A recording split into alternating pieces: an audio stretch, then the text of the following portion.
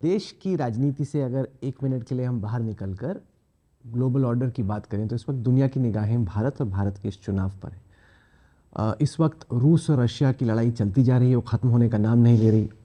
Israel और Hamas की लड़ाई चल रही है, ईरान के साथ तनाव बढ़ रहा है। पिछले 5 साल में भारत की जो कॉम्प्रिहेंसिव नेशनल पावर है काफ़ी बढ़ी है। भारत 11वें नंबर की अर्थव्यवस्था से 5वें नंबर पे आया। अगले 5 साल में ग्लोबल हाई टेबल पर आप भारत का रोल क्या देखते हैं? हम इस हिसाब से चीजों को क्यों देखते हैं? मूलभूत बात क्या है? अब तक हम क्या सोचते थे?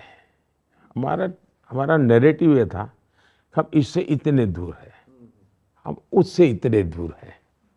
यानी हम इक्वल डिस्टेंस मेंटेन करते हैं। एक हमारा डिप्लोमेटिक भाषा में चलता था। मैंने कहा नथिंग टू डू। मेरी भाषा है कि हम कितने निकट हैं। तो दुनिया में कंपटीशन शुरू हुई कि भाई हम निकट कैसे जाएं इसके। पहले दूर रहने की कंपटीशन होती थी, बदल गया। तो सब लोग निकट आने की स्पर्धा चल रही है। अब देखिए, कल मेरा ईरान में एक बहुत बड़ा निर्णय हुआ है, एग्रीमेंट हुआ है। वो हिंदुस्तान के अखबारों की हेडलाइन न्यूज है, टीवी मीडिया की 24 घंटे की है। और मेरा मिनिस्टर कल चाबहार थे, ईरान में थे। चाबहार पोर्ट का मेरा फाइनल एग्रीमेंट हुआ। ये बहुत बड़ा काम है जी। सेंट्रल एशिया से जुड़ा हुआ मेरा इकोनॉमी का बहुत बड़ा काम हुआ है।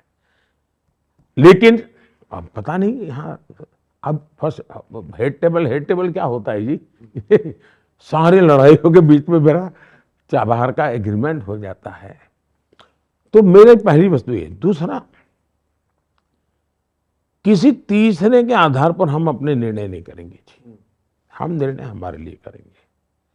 फलाने को बुरा लगेगा तो इससे बात करूंगा तो क्या होगा जी? नहीं, मैं सबसे बात करूंगा। राष्ट्रपति पुतिन मेरी अगर भरपूर तारीफ करते हैं, इसका मतलब ये नहीं कि मैं राष्ट्रपति पुतिन को मिलकर के कह नहीं सकता हूं कि this is not the time for the war. तो वो भी मुझे सम्मान करेंगे। भाई कम से कम एक ऐसा मित्र है जो मुझे साफ बताता है कि ये सही है गलत है।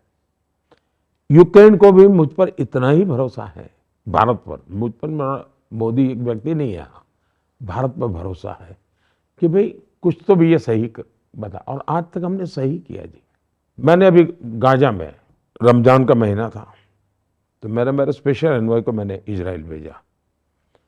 इजराइल के प्रधानमंत्री राष्ट्रपति सबसे मिलना का। मैंने कहा समझाइए इनको कि कम से कम रमजान में गाजा में बम्बार्डिंग यानी हमले न करें।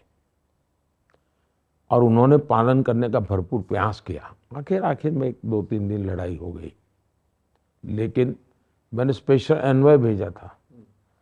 यहाँ तो आप मुझे मुसलमानों के लिए करके घेर लेते हैं, लेकिन मोदी गाजा में रमजान के महीने में अब मैं इसकी पब्लिसिटी नहीं करता। ಬೆಂಗಳೂರಿನಿಂದ ಮಂಗಳೂರುವರೆಗೆ, ಬೀದರ್ನಿಂದ ಚಾಮರಾಜನಗರದವರೆಗೆ ನಿಮ್ಮ ಸುದ್ದಿ ನಿಮ್ಮದೇ ಭಾಷೆಯಲ್ಲಿ ಕರ್ನಾಟಕ ತಕ್.